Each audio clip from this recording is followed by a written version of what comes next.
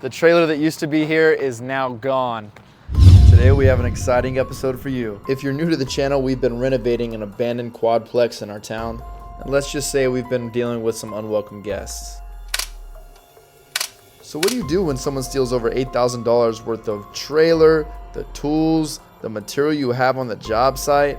And if you've ever had anything stolen, you know for the most part, the police are never able to find them. And we were not about to let that happen to us.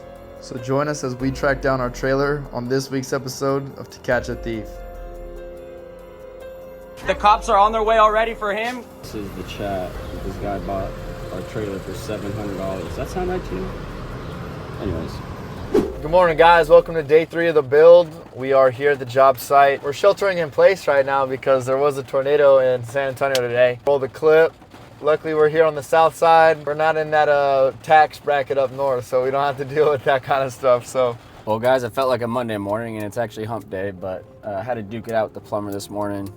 We weren't really seeing eye to eye. You got to get everything on paper and have everything lined out, scope of work, nice and itemized, just so you don't run into these problems with your contractors. Everybody sees eye to eye, everybody's good with the price, because one thing from talking to an employee to talking to the boss to walking the job with the employee, walking the job with the boss of that trade, conversations, stories, they all change. So you say one thing, they say the other, and then it just kind of transpires from there. All good, we're all on the same page now. Scope of work is all lined out, pricings are good, we're still in budget. Learning lesson for him, learning lesson for us, and moving forward.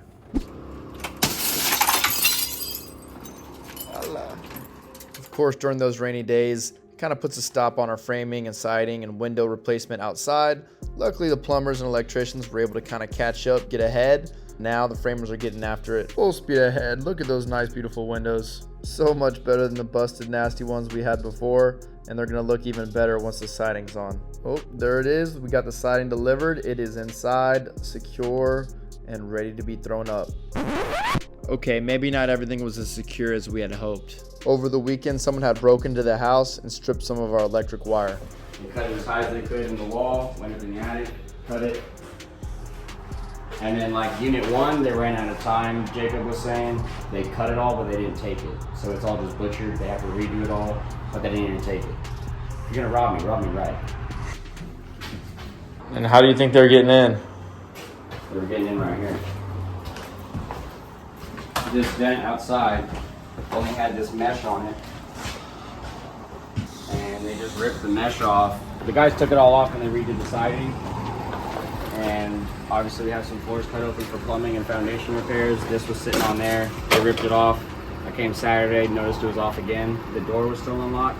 And I was the last one here to lock it. Showed up Sunday, same thing. That was moved, door was unlocked. So that had to be how they were getting in. I went ahead and just covered them all up. And then when we covered them all up, the door stayed locked. So they were just crawling in right there, hopping in and then opening it up and letting all the friends in. So, you know, they had 2 nights worth of work, but they took 3 electricians, a week's worth of work, and took it out in 2 night shifts. So, very unfortunate. Let's go get a job, man. Let's go get a job. Or rob from somebody else. And that was the least of our problems. Blake called me that morning and he said one of the contractors reached out and said that our materials trailer was missing. Luckily, when we parked it, of course we locked it, but we also put a GPS monitor on it. Luckily, when the thieves took the trailer over to the chop shop, they totally missed the GPS tracker on it. So Blake was able to find the GPS location, and it was in a residential neighborhood. I hopped in the truck, sped that way. I got to give it to the police. They were pretty quick. They got there pretty fast. And luckily, right when I turned the corner, I saw the trailer. I didn't know if everything was in it or the condition of the trailer, but just getting the trailer back in itself was going to be a win. Police started their investigation, and actually the homeowner came out of his house and they were willing to talk to the police. The homeowner said they had just bought this trailer the day before for $700. They didn't know the history of it. They were supposed to meet up with the guy again today to pick up the title. They said they thought it was a little fishy, but they couldn't beat the price, so they bought it anyways. Before they let us back in the trailer, they started taking pictures, dusted for fingerprints, so we had no idea if our materials were still in there or not. What's this right here? What happened, Blake? This is the chat. This guy bought our trailer for $700. Does that sound right to you? Anyways, title's in Laredo. Hey, it's in the mail. It's coming. So they took all the materials and the few tools that we were storing in there. And yes, like you heard, they left us one board. They probably just dumped it all, huh? Check it out. Everybody should invest in one of these, right? Well, tell them where it's at. They already stole it. No matter how you lock it up, cables, tongue locks, prayers, crackheads going crack. Got our trailer stolen. Stole the trailer. You can see here they drug it down the road. We can upload some pictures and videos of what it looks like, but you can see they just didn't even jack it up. They just drug the tongue right down the road. I found part of our lock in the driveway this morning. We got our copper stolen out of the inside over the weekend, so taking a lot of steps back budget-wise. We're like $10,000 in the hole right now. So yeah, we're not keeping the trailer here anymore for obvious reasons. All the material's locked up inside. The only reason we weren't doing that was because the building wasn't really secure. We still had people getting in, breaking our copper. So yeah, guys, the trailer got stolen from here, went to a location that apparently the cops are investigating. I'll leave the street unknown just for their investigation reasons.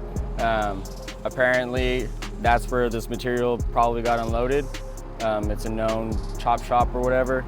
And from there it went to the guy that sold it on Facebook, his house, and sat there for 14 hours. And actually it's still available on Facebook. So if y'all want a trailer for $800, you can go get scammed.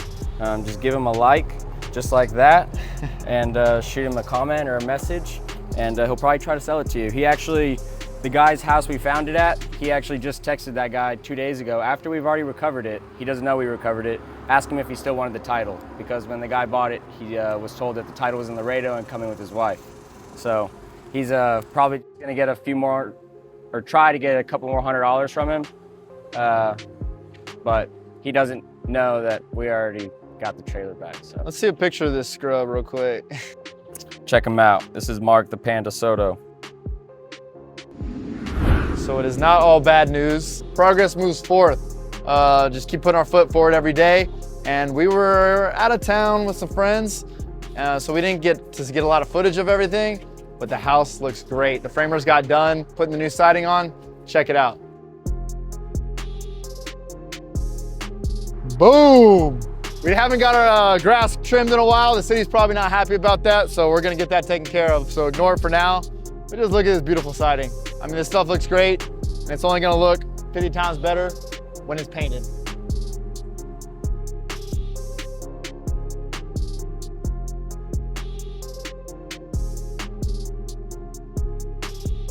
So these are the little steps you do to take maybe a C-, almost a D-class property, where when we talked to the police earlier last week, they said, man, we are so familiar with this property. We've been out here for the last 5-6 years. Even when there was tenants in here, the tenants were D or C-class tenants, which were causing issues. Maybe people were selling drugs, domestic disputes.